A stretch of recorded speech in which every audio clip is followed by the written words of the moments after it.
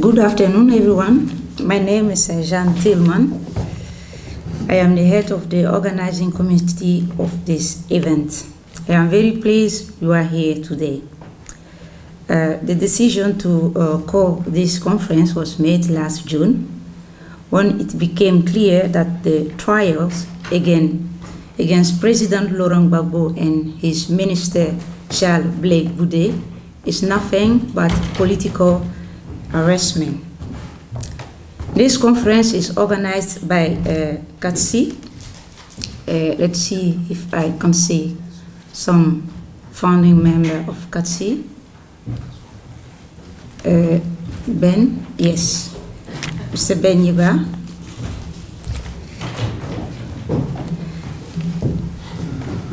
Merci, thank you.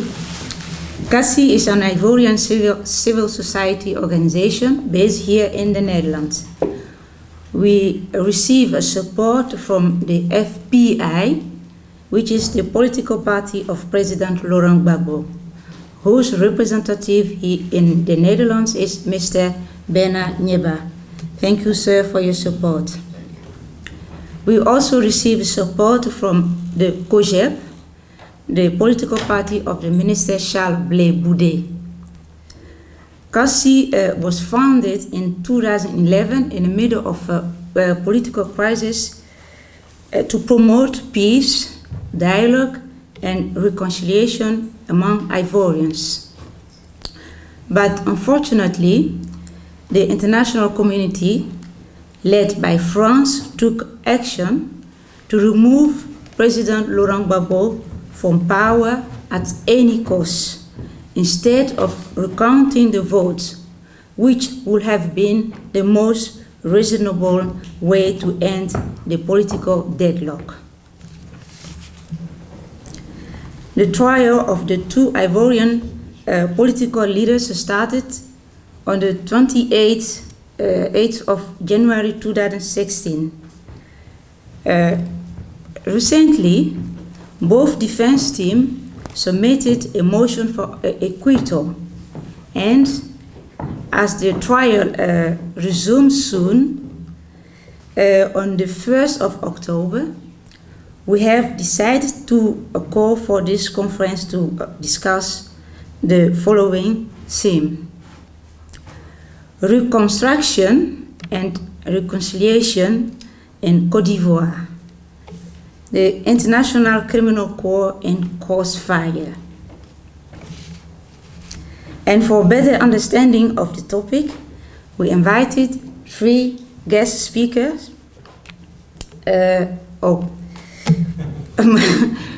Madam Nicoletta Fagiolo from Italy. Thank you, Madam, for being here. And next, Mr. David Hoy from England. Thank you, sir, for being here. And the last one, Mr. Nyaka Lagoki, coming all the way from the United States of America. Thank you, sir.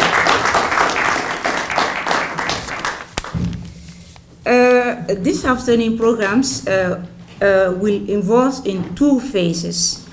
What is going to happen is that each speaker will have around 20 minutes to make his statements. And the next we are going to take some questions from the audience. Our host today is our host for this program. Oh, sorry. Is very familiar with the current political situation in Côte d'Ivoire right now, because he worked for many years in South Africa with the ANC during the apartheid era. He met many times President Thabo Mbeki. He is a political analyst with 30 years experience working to support democratization in Africa. He was advisor to the Pan-African Parliament, and he is currently honorary professor at Stellenbosch University in South Africa. and member of the Advisory Board of Legacy International. Ladies and gentlemen, I have the pleasure to introduce to you Professor Jeff Buck.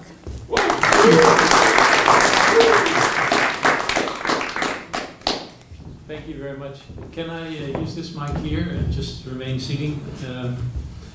Thank you all for being here. And just to point out, we do have two different books on the table over here for those who are interested in extra materials. Today we're here to discuss the future of Ivory Coast. And will it be peaceful and prosperous, or will it suffer from a catastrophic civil war?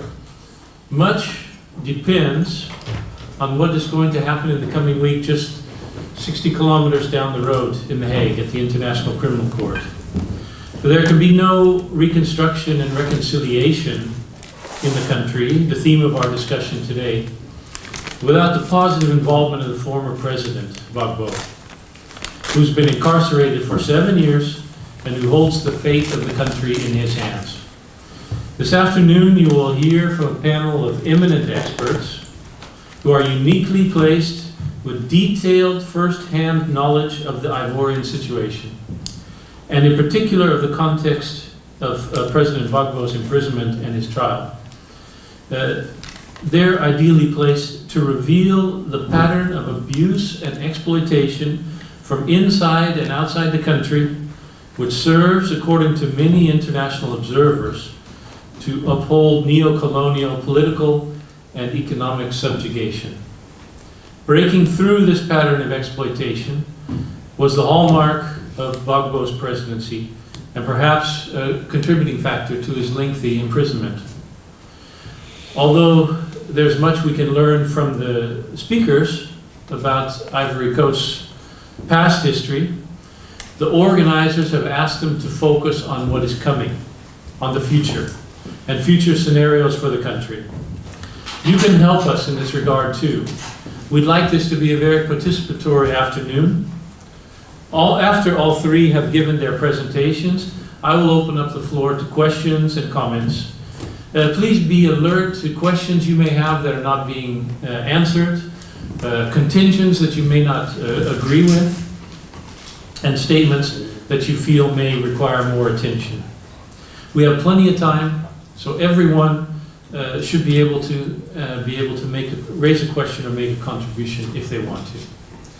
And we're going to commence with a short video by former President Thabo Mbeki.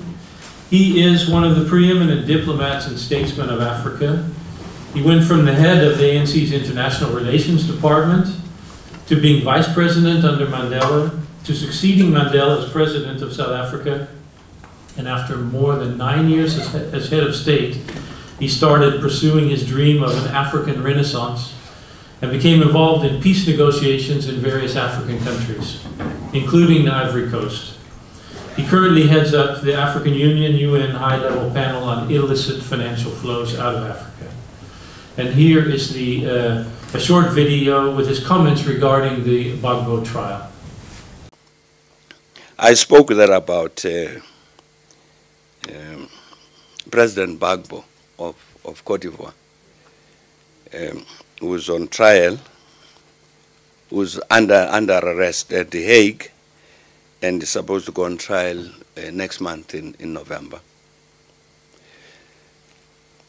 And I was saying that, you know, the President Chisan, I don't know, people know here that there is something called the Africa Forum, which is former heads of state and so on the continent, and other people leading Africans, former secretaries of the UN, OAU, African Union, etc. Africa Forum. The chair is President Chisan, who's coming next month to do the Steve Biko lecture. He's written a letter on behalf of the forum to the prosecutor at the International Criminal Court, and says in the letter,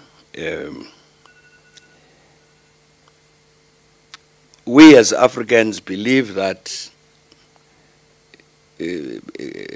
President Gbagbo is critically important for the future of Cote d'Ivoire, for peace and reconciliation in Cote d'Ivoire.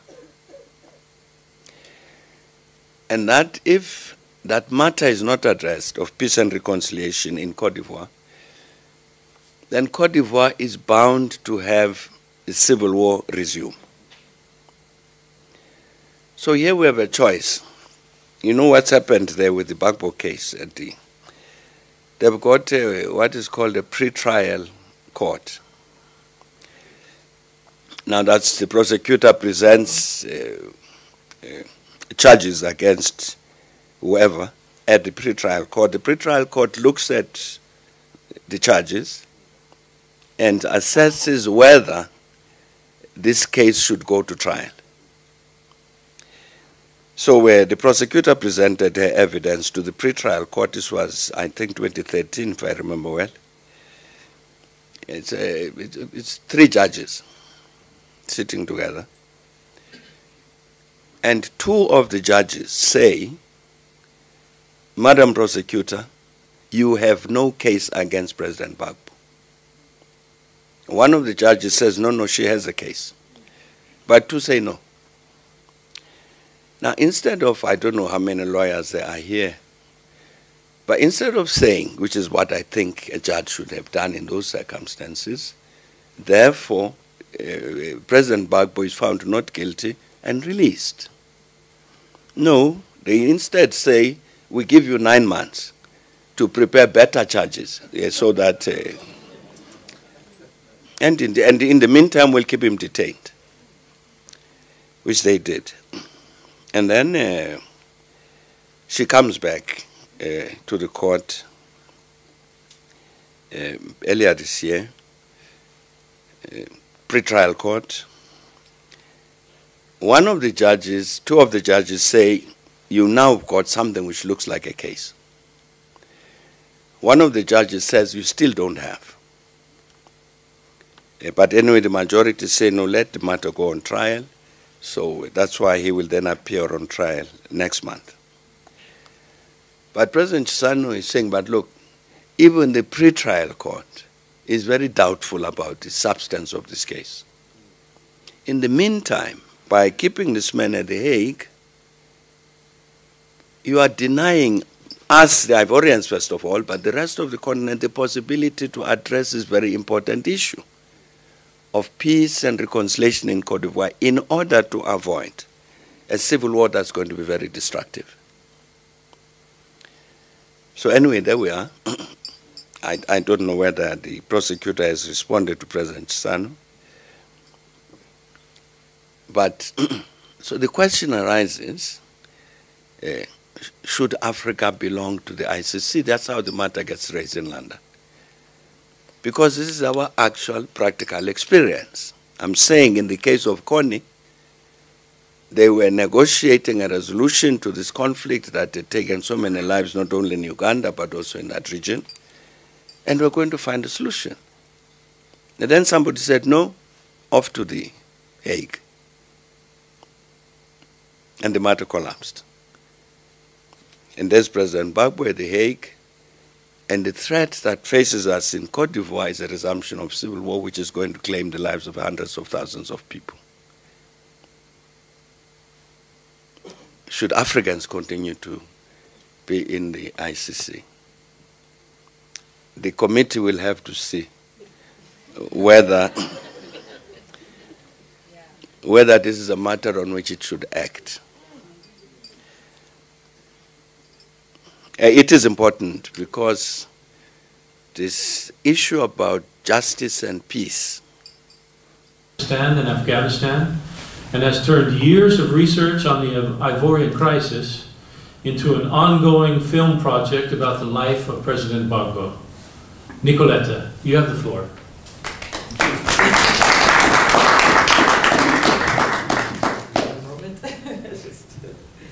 Decided to document the evening also.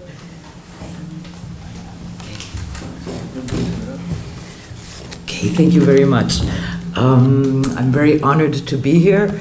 I was not sure about how to prepare for today, because very often I find myself with many, many Ivorians in the crowd, and Ivorians do know what happened in Ivory Coast. So I was not sure exactly how to address, but Thabo Mbeki, the very important thing to know is that in 2011 he wrote a major paper called What the World Got Wrong on Ivory Coast in Foreign Policy. You can see it online. And it's a very interesting article where he says there should never have been elections because the country was divided in two. It had been attacked in 2002 by a rebellion, so it was split financially, also fiscally, and there was really not a reason to push for these elections, but the EU was pushing so strongly that they had no more choice, and they went for these very tremendous elections in the sense that you can imagine half the country is occupied by a rebellion.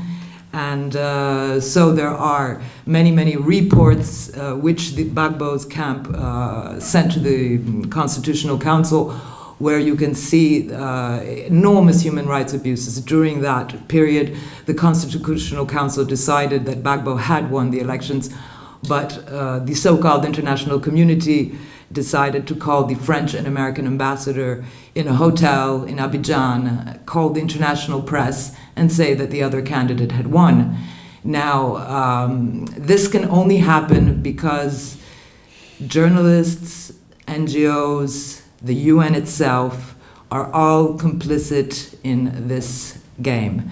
Unfortunately, it's a game for you in the West, for the people in Holland to think that outright colonial deportation, because this is what we are talking about, it looks clean. You take, in the 16th century, we used to take, 17th, 18th, we used to take Africans and deport them. Now we are deporting them to the ICC. It looks very clean, but that's what's actually happening. Unfortunately, there's a huge decontextualization. So if you don't have knowledge about the history of the country and you don't know where to read, it's very difficult to understand what's actually going on. And this is very deliberate. It's not only something, it's not only a lack of information, there is really a lot of disinformation out there. I'll give you some examples. Laurent Gbagbo, I just wanted also to introduce him to you because the other people will be speaking more about the ICC in itself and the Laurent Gbagbo is a nonviolent freedom fighter and also the father of Ivorian democracy. He set up a party clandestinely in the 1980s. He's gone through many, many bouts of prison for his beliefs. He's an outright Democrat, a social democrat. The first thing he did when he came to power in 2000 was free health insurance for everyone and free schooling for everyone. He had a very interesting vision as far as decentralization is concerned.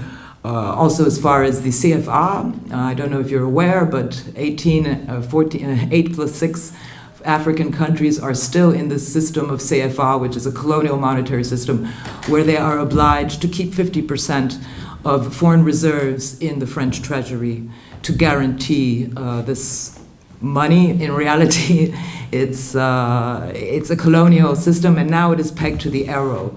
So it is really, everything is organized to keep African countries poor. I'll give you an example. Ivory Coast is the major exporter of chocolate. It's a huge world market. It's very difficult to get the figures, but it's $178 billion a year. Now, if you think Ivory Coast exports for like 1 billion, it's the chocolate beans. Now, there are commercial agreements between Europe and Ivory Coast. If Ivory Coast exports the beans as they are, there are no taxes. If Ivory Coast exports a chocolate bar to Europe, it's 30% tax. You see that through economic agreements, through, I think Hoyle will mention it, the African countries don't decide on their own whether or not to join the ICC. It's organized, it's actually part of the agreements. They have to sign on or they lose funding. Small countries like Malawi or I don't know. So you do realize that it's a constraint. So that is actually in itself legal. You don't force people to sign on to something. What I wanted to do is give you an idea of how crazy the disinformation is. Laurent Gbagbo, already in 2006, there were French newspapers writing that he had death squads, death squads, death squads, death squads. So him and his wife, they did a trial against this major French newspaper, Le Monde, and they won. The journalist was condemned for defamation, Stephen Smith, and he still writes, you know, and Le Monde was condemned for defamation. We're talking about Le Monde, the famous newspaper. Despite this, today I still find articles from Le Monde at the ICC talking about death squads and Laurent Gbagbo. One of the other things you will hear is he's a xenophobe. He hates Muslims.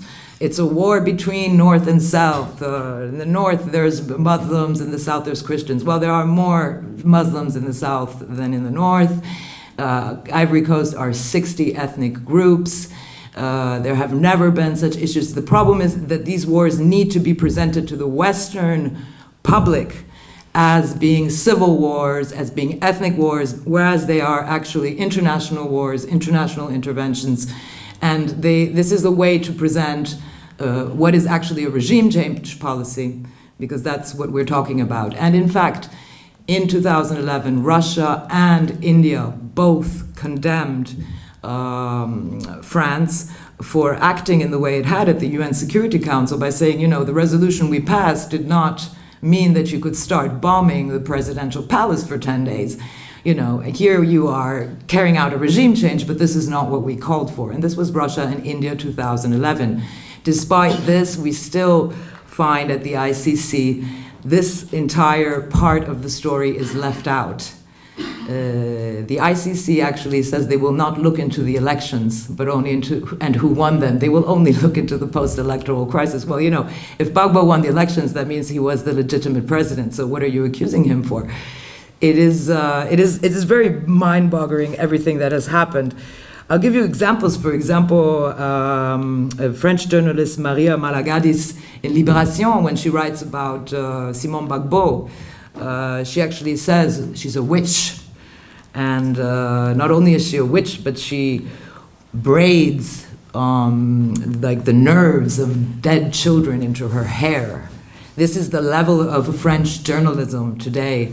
To try and convey only an image of this is a dictator, this is someone, you know, that should be at the ICC, etc., etc. Whereas in reality, it was an invasion which began in 2002. It was a foreign rebellion financed most probably by France, probably also the United States of America. Why do I say the United States of America? Because I've met journalists in these years who've told me, you know, usually when we work in Africa, if we have to denounce something French, we go to the English press. And if we have to denounce something English, we go to the French press. Well, this time nobody was willing to speak up. So there are probably also huge American interests in this. And what I wanted to say is, for example, it's also said that he's a xenophobe. Well, one of the largest things that Gbagbo did was fight against tribalism, and what the dictatorship at the time did is use tribalism, one group against another, to create terror in the country and fear. And he always denounced this. So now to actually be accused of being a xenophobe is really quite astonishing. I'm Italian. A very fantastic Italian director called Silvestro Montanaro. He did a film called The France in Black, La Francia in Nero. You can watch it on YouTube. Silvestro Montanaro today does not work anymore on Italian state television. He told me he was called by the Ivorian embassy. He was asked to do another film, a positive film on Ouattara. He was told if he doesn't do this, he will lose his job. There is a lot of silence. There's a huge wall of silence around this case. What else could I tell you? I can tell you so much, but the interesting thing is that Laurent Gbagbo is a historian. No one was ever able to buy him. I have collected in the last 7 years so many anecdotes of people who've wanted to buy him since 1969, when he first started as a student trade unionist, fighting for the rights of more trade unions, not just one trade union in the country. That's why I decided also to call my film The Right to Difference, because he's always fought for the right to difference, whether it's political parties, trade unions, the press, everything. But initially, I also didn't know who is Laurent Gbagbo. But I was doing a film on African cartoonists, and I had a very nice anecdote. Zapiro, a very famous South African cartoonist who fought against apartheid with his cartoons, and he told me, you know, Mandela called me, and I thought it was a joke, and I answered the phone, and I was really worried because today my cartoons are really critical about Mandela. What is he going to tell me? And Mandela calls Zapiro, the cartoonist, and Zapiro tells him, well, I'm sorry, I'm very critical today of the ANC. And Zapiro says, but that's your job. And Mandela says, but that's your job. You have to be critical. I facilitate. I'm happy that you are so. And I had another anecdote of a satirical magazine in Ivory Coast called Gbagbo. And Mendoza told me, you know, Gbagbo called us and we thought it was a joke. And he said he was going to come to the office. And I was a little bit worried because my cartoons were really against him. I was making jokes on him. And Gbagbo arrives in the office and says, you guys are doing an amazing work. You have to be critical, that's your job. And so in 2009, I already had this anecdote about Gbagbo and how he was towards press freedom. So when the whole issue came out, dictator, dictator, dictator, I was a bit skeptical. What I did since then is interview many of the ministers of Gbagbo's government, who are many in exile. I've interviewed, you know, historians and tried to reconstruct what actually happened, which is really terrible because it is a case of neocolonialism.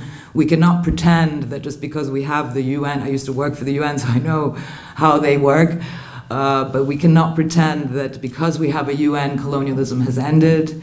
This would be wishful thinking on our part, and I do not think that this would be able to happen if our journalists would do their jobs seriously, would really consider what sort of information they are giving, rather than write and copy and paste something which in the end has huge consequences on the country. Because what you must know is that before bombing in 2011, when Gbagbo had asked for a recount, and no one wanted the recount, so they bombed the actual palace. But before that, there was a huge resistance, and the French and American banks were shut from one day to the next.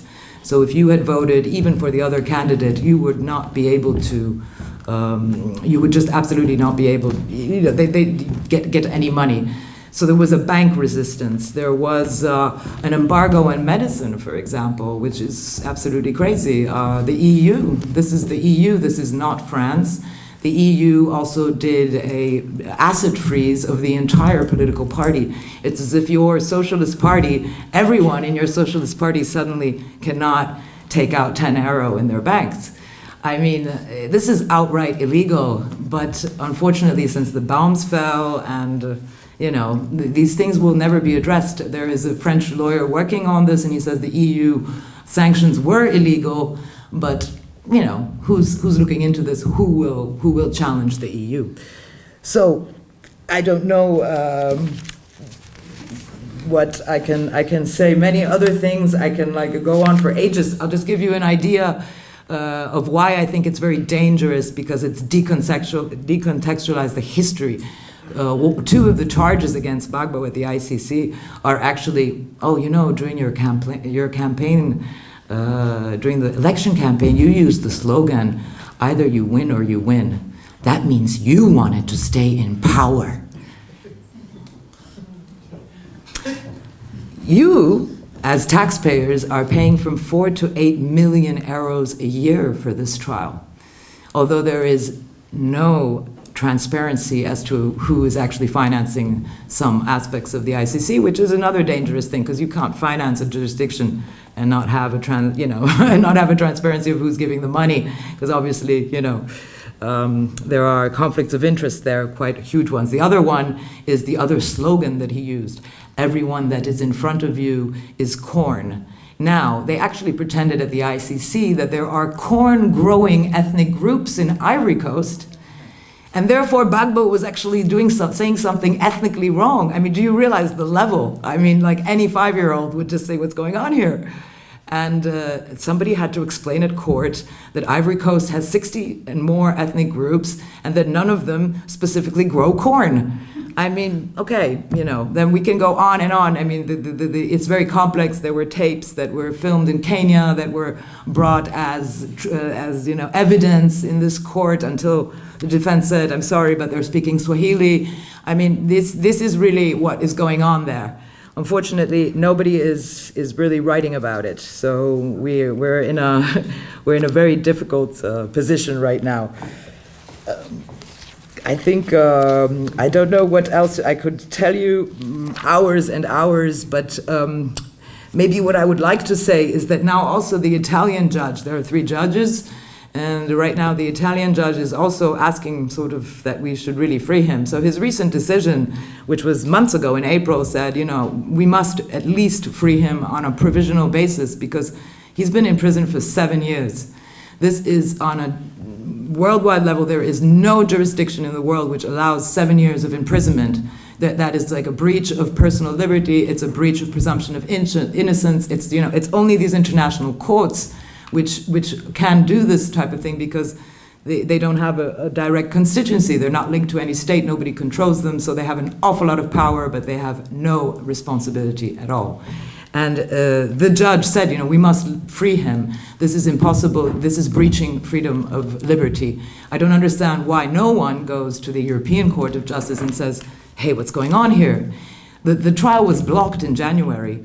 The testimonies of the defense were supposed to pass, but since people are afraid to hear them, it has now been blocked since January, and there probably will be a acquittal now in October. This is no victory. These are 7 years of an innocent person, a political party which is totally falling to pieces, a country which is lawless now. There's no more army. You know, I mean, it's created a lot of havoc because this trial has legitimized a coup d'etat. A military takeover has been legitimized by the ICC. So it plays a very specific role. And just the other last thing I will tell you is that Mediapart, which is a French newspaper working together with a group of réseau, you know, of journalists in Europe, they brought out a very incriminating email. This was not many last year, but in which it says specifically that the prosecutor at the time, Ocampo, asked for the arrest of Laurent Gbagbo 5 months before the opening of the investigation. Now you understand that an email like that, it went out to 20 major French diplomats. They're all aware of these maneuvers. Now such an email should call for the immediate closure of a trial, because if you want to arrest someone 5 months before the opening of an investigation, you already know what you're looking for and who you want to attack. This email has not made it to any other major European newspaper. Thank you.